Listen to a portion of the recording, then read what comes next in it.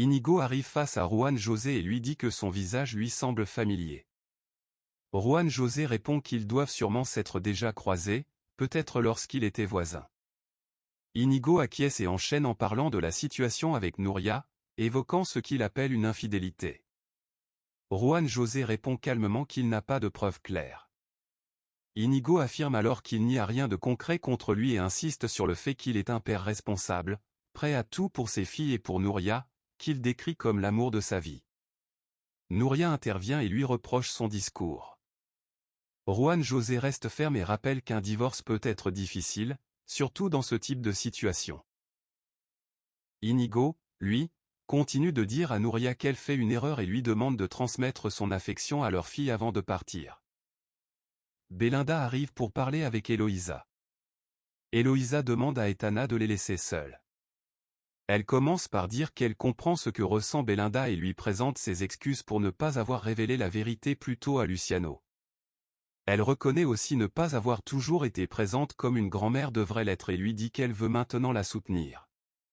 Elle affirme qu'ils font partie de la même famille et lui demande de garder la discussion confidentielle. Belinda refuse.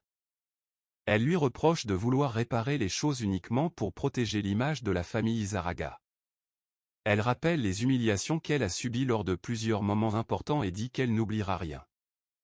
Eloïsa tente de lui répondre, mais Belinda la coupe et lui dit qu'elle ne sait rien de sa vie. Elle affirme qu'elle pourrait chercher sa véritable famille et qu'elle n'a plus aucun lien avec elle.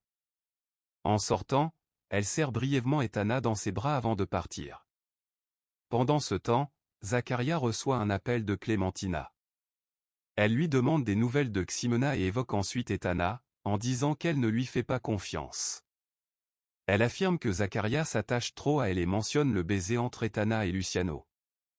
Zaccaria lui demande d'arrêter et met fin à la conversation en lui souhaitant bonne nuit. Il appelle ensuite Etana et lui dit qu'ils doivent parler. Elle lui répond qu'elle l'appellera dans 5 minutes. Dans une autre pièce, Matteo dit à Eloïsa qu'il veut parler à Belinda, mais elle lui demande de ne rien faire et de la laisser seule, affirmant que ce n'est pas de sa faute si tout a été révélé maintenant.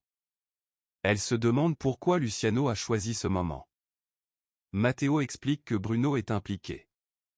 Il raconte que Bruno est arrivé très affecté et qu'il a voulu parler à Luciano de ce qui s'est passé à la fête de Saint Benito. Pour éviter d'autres problèmes, ils ont dû modifier leur version et évoquer Belinda.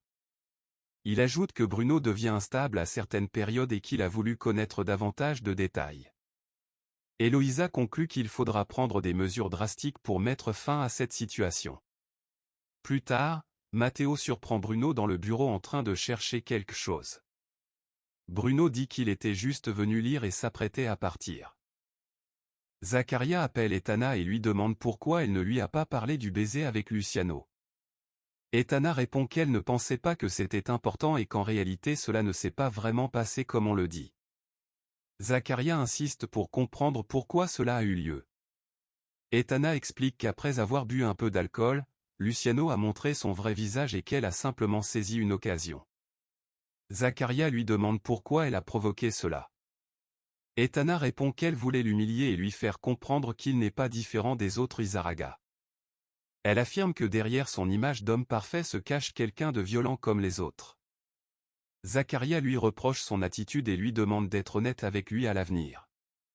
Etana lui répond qu'elle agit ainsi pour obtenir justice et qu'il devra s'attendre à d'autres surprises. Zaccaria lui demande s'ils peuvent au moins être sincères l'un avec l'autre. Etana avoue qu'elle ne peut pas vraiment avoir de relation stable avec lui ni avec personne. Zaccaria lui demande ce qu'il leur reste. Elle répond qu'elle ne sait pas et lui dit que les résultats médicaux arriveront le lendemain, et que tout dépendra de son avenir dans la maison. Pendant ce temps, Bruno se rend dans un bar pour enquêter sur l'homme impliqué dans l'affaire de Belinda. Il commande des tequilas, malgré les remarques du barman Orlando qui lui rappelle qu'il voulait arrêter de boire. Bruno admet qu'il avait cette intention mais change d'avis. Il interroge ensuite Orlando sur un homme qu'il aurait vu avec une femme et des cartes en main. Le barman lui répond qu'il s'agit d'Elisa Nero. Bruno apprend aussi qu'elle a été vue jouant aux cartes avec une jeune femme récemment et décide de poursuivre ses recherches. Etana, seule, pense à Zaccaria et se dit qu'elle aimerait pouvoir l'aimer, espérant que son amour puisse guérir ses blessures et apaiser tout ce que Luciano a réveillé en elle. Le lendemain matin, Luciano rend visite à Belinda et lui annonce qu'elle ne va pas aller au collège. Il lui dit qu'il a contacté un orphelinat mais qu'il refuse de donner des informations par téléphone. Il lui annonce qu'il a organisé un voyage au Mexique pour essayer de découvrir qui sont ses parents biologiques. Belinda est bouleversée et le remercie. Luciano lui demande toutefois de rester prudente car ils ne savent pas qui ils vont rencontrer. Belinda insiste pour partir malgré tout, affirmant qu'elle veut connaître la vérité sur ses origines. Belinda le rassure en lui disant qu'il n'est pas un lâche mais quelqu'un de trop bon. Pendant ce temps, Larissa parle avec son père Amador des préparatifs d'un événement et du registre civil. Elle évoque ensuite les difficultés financières de la famille et demande des explications sur la disparition de leur argent. Amador admet avoir fait de mauvais investissements et propose une solution, convaincre Luciano de s'associer à leur entreprise.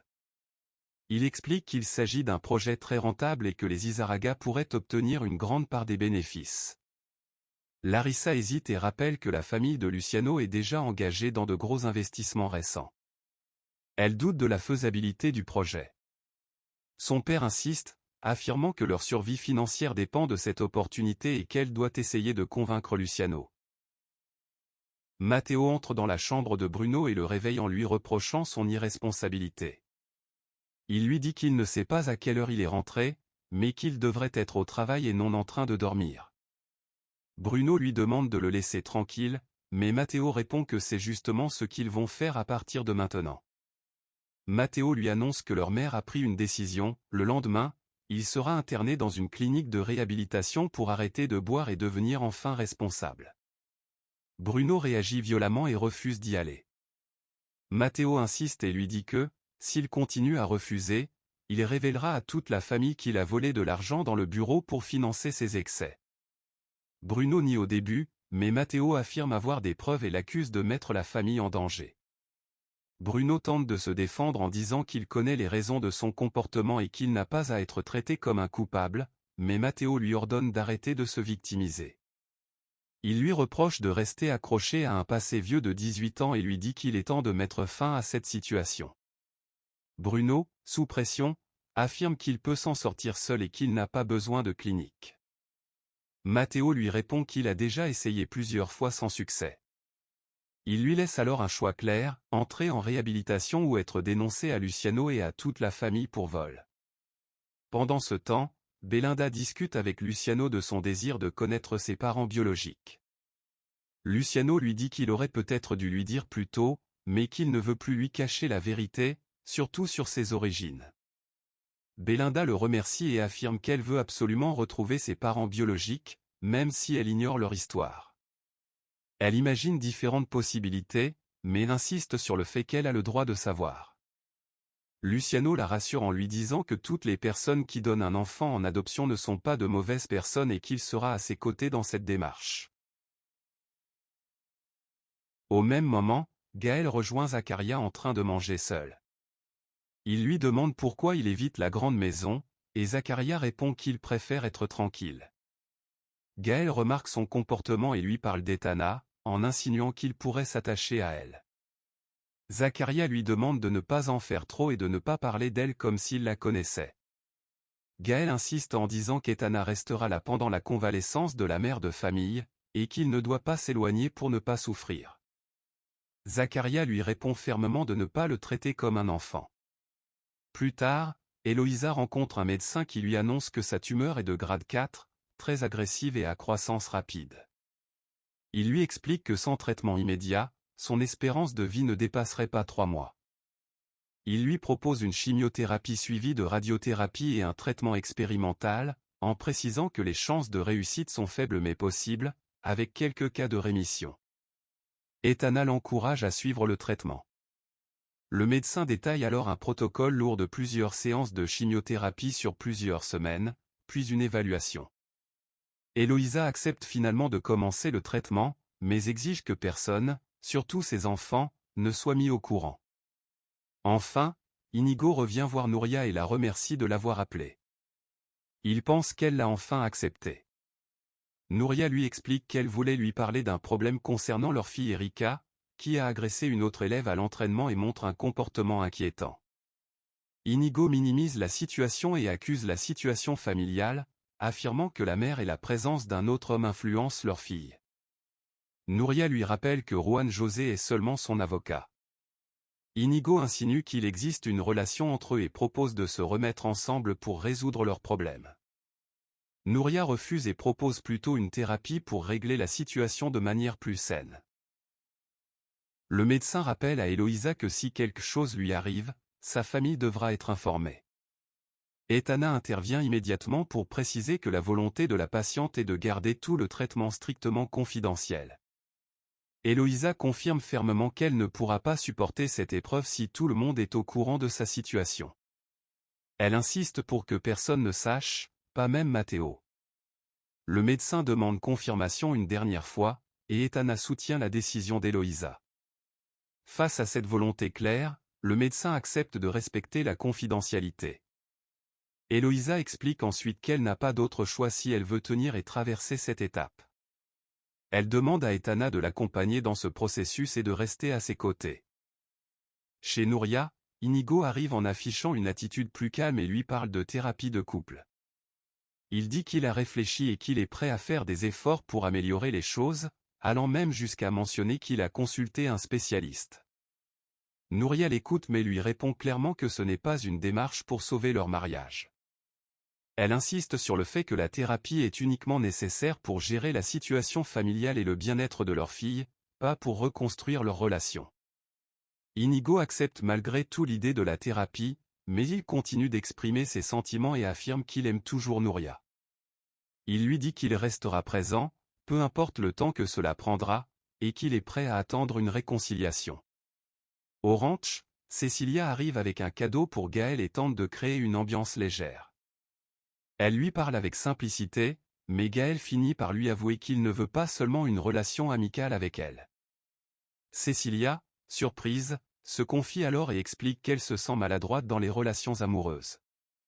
Elle raconte une expérience passée où ses amis l'avaient surnommée la dévoreuse d'hommes après un voyage qui avait mal tourné, ce qui l'a profondément marquée. Elle ajoute qu'à cause de cela, elle préfère éviter les relations sérieuses. Gaël écoute attentivement et lui répond qu'il apprécie justement cette honnêteté. Il lui dit qu'il aime sa personnalité telle qu'elle est et qu'il n'a pas besoin qu'elle change pour lui. Pendant ce temps, Eloïsa demande au médecin plus de détails sur les effets secondaires du traitement. Il lui explique que la chimiothérapie et la radiothérapie risquent fortement de provoquer une chute des cheveux, et qu'il sera difficile de le cacher. Eloïsa répond avec calme qu'elle a déjà prévu une solution, une perruque identique à ses cheveux naturels, afin que personne ne remarque quoi que ce soit. Le médecin et Etana sont impressionnés par son sang-froid et sa capacité à anticiper chaque détail. Eloïsa affirme qu'il vaut mieux rire de la situation que de sombrer dans la tristesse.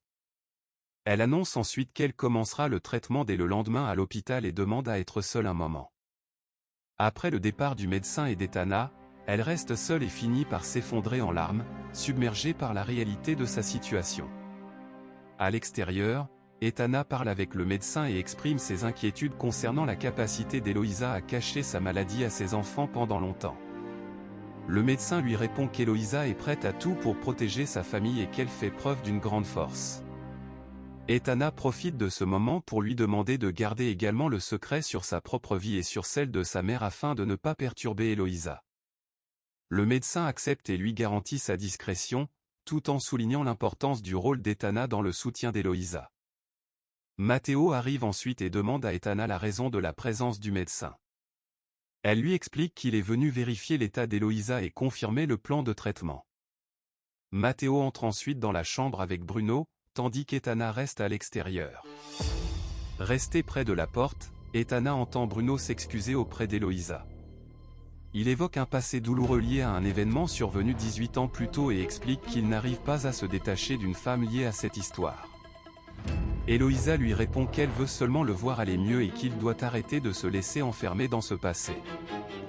Bruno insiste en disant que cette femme reste constamment dans ses pensées et qu'il n'arrive pas à tourner la page.